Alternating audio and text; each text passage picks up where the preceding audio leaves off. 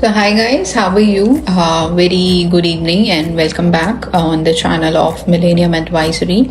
I'll tell you today I would like to share this experience. So as everybody know that I have recently traveled to Europe, wherein we had our connecting flight. So because the visa was already opted from Spain, so we had connecting flight from Spain. From Spain, I have traveled to Barcelona, Spain. It was we have entered to Barcelona. From Barcelona, it was like I have stayed for 1 day in Barcelona, and then 2 days we were supposed to be, spending in Portugal.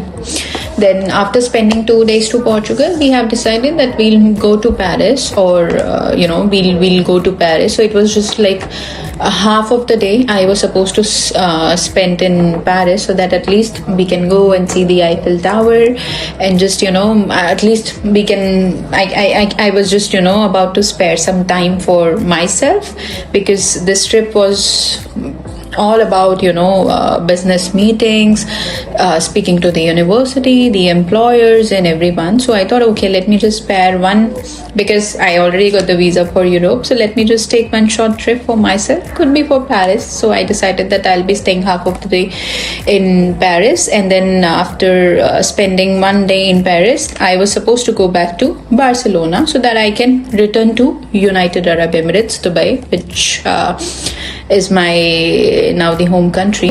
I was returning from Paris, and I was taking and flying towards Barcelona again to take my flight for Dubai.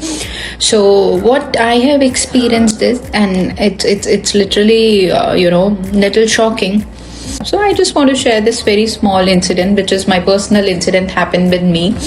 So when I was taking my flight back from Paris to Barcelona, I already had my boarding passes with me. So I was just supposed to drop my luggage. It was just 25 kgs. So the moment I went to the counter, and I just started doing the dropping of my luggage process and everything, so there was this guy who was giving the boarding passes to other people in the queue. So he just randomly stopped, and he asked that, can I have your boarding pass? Then I gave him the boarding pass. Then he requested for the passport. I gave him the passport. So I think he was a ground staff, the people, those who give the boarding pass to you, and then they check your luggage, they give you the passes and stuff, they do the formalities. So he just requested for the passport, and then he checked that do you have a temporary residence card or visa or something for because you're traveling to Barcelona back, so do you have any visa or card for Spain? So I said yes, I have my Schengen visa already approved, and because it was from Spain, so I explained him, because it was from Spain, so I decided that I should do the exit from that same port. Then he just opened my passport, and he started searching for the visa. So the moment he got the page where my visa was stamped, and the sticker was there, so he said, you cannot go back to Barcelona. If you want to go back and you want to board this flight, you need to take another visa, or else you need to go for the extension. And I'm like, what?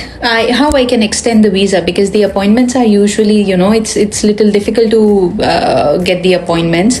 Plus, once you book an appointment, you need to wait for the authorities to give the approval. You don't know whether they're going to give you the visa. It will be an approved visa, or could be a rejection. You don't know when you apply for the visa.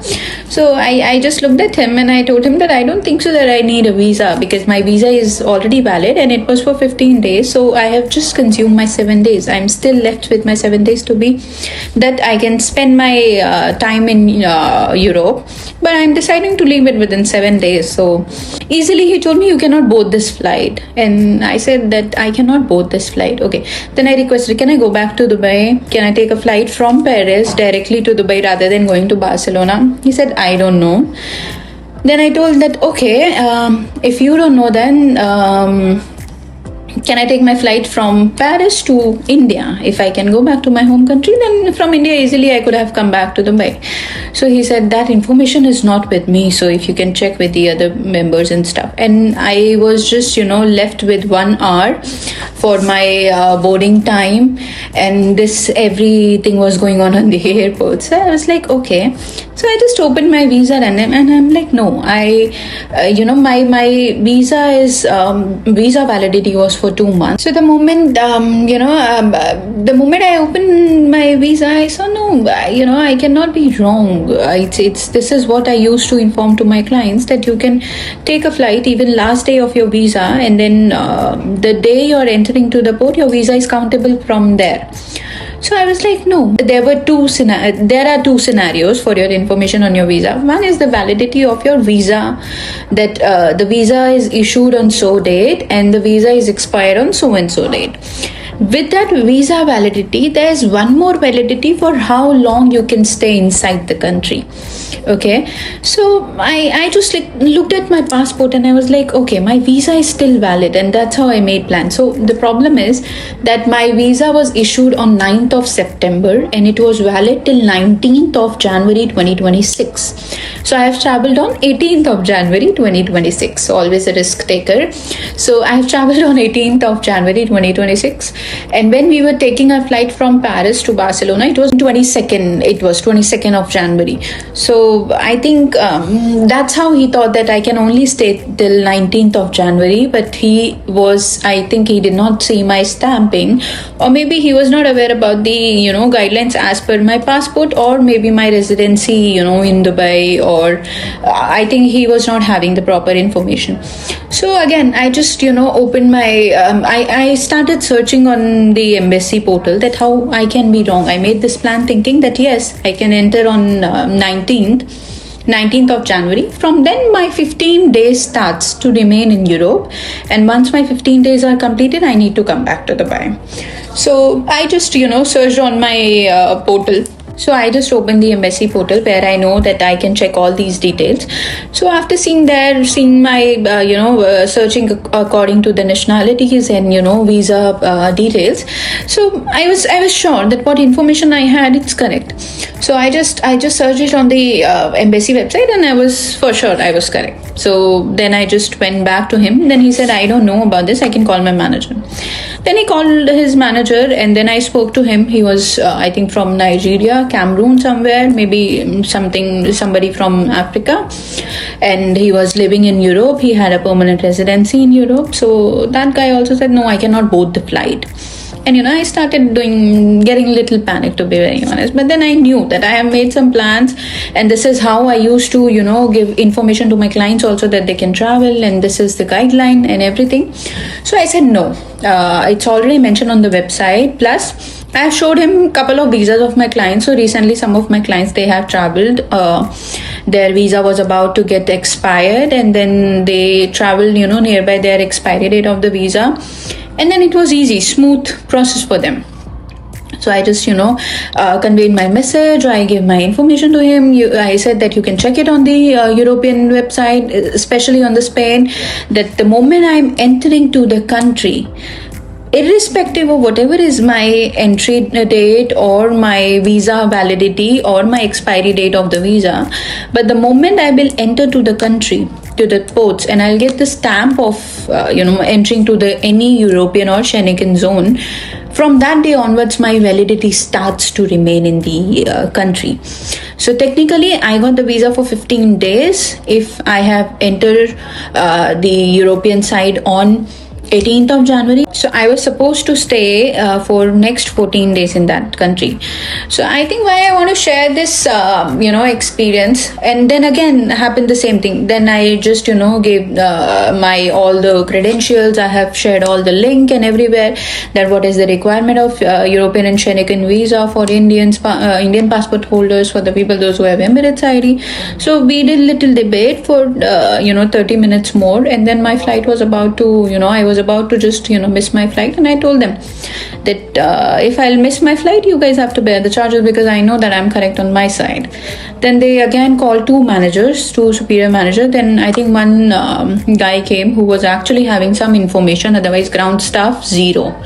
They had zero information on Paris airport. It was zero. These people are working on ground staff and they don't know the visa requirements, eligibility. In this way, okay, I because I work for it, I could have fought against things what they were doing, but an ordinary person who is not working in immigration can easily get caught into all these issues, and this could have given a very big loss to me, at least 5 to 7,000 dirhams for changing my flights, taking again the flights, immediate flights, visa, and they were asking so many things. So I'm sure I would have gone not less than 5,000 to 7,000 of loss.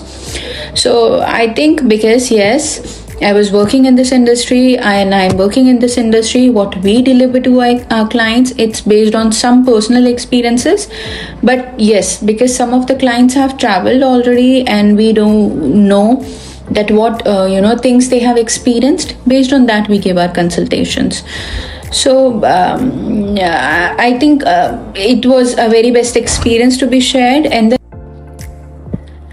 so here I just want to say that even the ground staff and officials can be wrong, and you need to know a proper information. Even if your TRC is there, even if your permanent residency is there, you should know when it's getting expired. It's not that any government official will say that it's expired and you will take it. No. You should know your rights. And just because I was working in the industry, I could have given all the answers to them, and I was so sure, confidence was there on my face that I know that I have traveled on the right particular dates.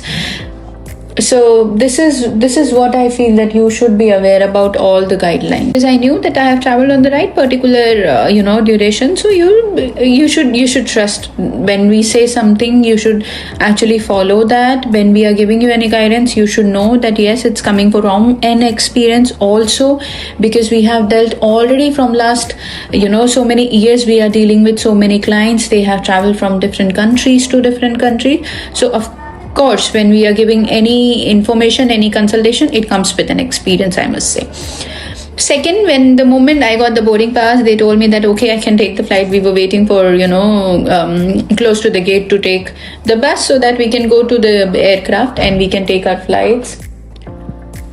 So again, when we were waiting, close to our flight to take that bus, and that bus will take us to the aircraft, and then we'll be boarding it. So then there's a final checking, right? There's some ground staff, those who again do the final checking. They take their boarding pass, they see the passport, the visa. Again, close to that gate, she told me, "Ma'am, you cannot board." So them politely asking that, "Ma'am, I believe so, maybe there's some issue in your visa. I afraid that you can take the flight." She just simply told me, "You cannot board." As if, I have not invested any money there. So I gave her the answer, I can board. I know the, already the rules and guidelines. She said, "Okay, come aside." She asked me to wait for it. And I was just about to take that bus to go to the aircraft.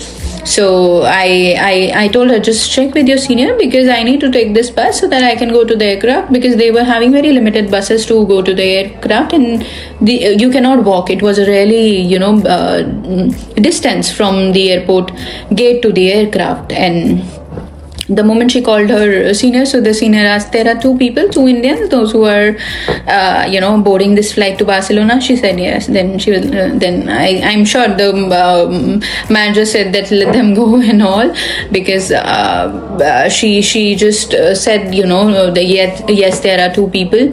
And then I think after the conversation with the manager said let them go because the visa is correct, the lady is saying right, she is eligible to travel. So that is the moment when I got the permission to travel. And then, but to be very honest, for those 30 minutes, the stress what they have given, the issues, what I have faced, so many thoughts came up already all of a sudden, that what I should do, how I should plan, and how I can be wrong. I started questioning my credibility, that very proudly, I used to inform everyone, or I am, running a firm where I should know that if my clients are getting any consideration from my team members, it should be correct. They cannot lie. They cannot, use any information which can mislead them in their future, or maybe they might will, if they will cross verify, they will feel that, okay, Millennium has given me a wrong information. So all those scenarios and thoughts started coming up in my mind. But by end of the day, yes, because of experiences, because of the correct knowledge, I got all these things done. I had no other issues to be faced. Otherwise, I could have got my flight cancelled, and again my Barcelona flight cancelled. I had a hotel booking in Barcelona that would have been gone in the waste. So I would say the people, those who are on ground staff, if they are saying your visa is not correct, your temporary residence card is expired, your visa is fake, guys, you have full authority to check.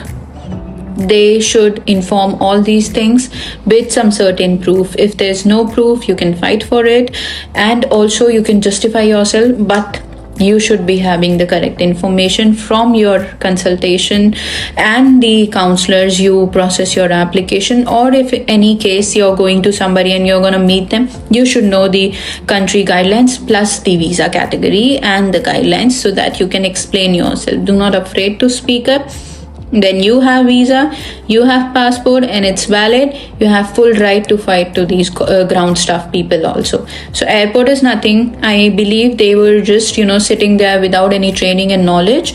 On this platform, on Paris airport, where people are coming from across the world, it's so to be very honest, it's a big responsibility that you're handling so many passports, you're handling so many responsibilities, you're handling so many residency applications on your airport. People are coming and they are giving you different level of documents. Some are having temporary residence cards, some are having permanent residency, maybe from different country, Canada, Australia, India, UAE, and this is what you are doing to them. You're just wasting their money for nothing, where your information is lacking. So it was something I really wanted to share with our clients, that this experience was a very good lesson for me. Plus for my clients also, I would like to inform that ground staff cannot give you the correct knowledge. So please fight for all your rights. Thank you. Take care.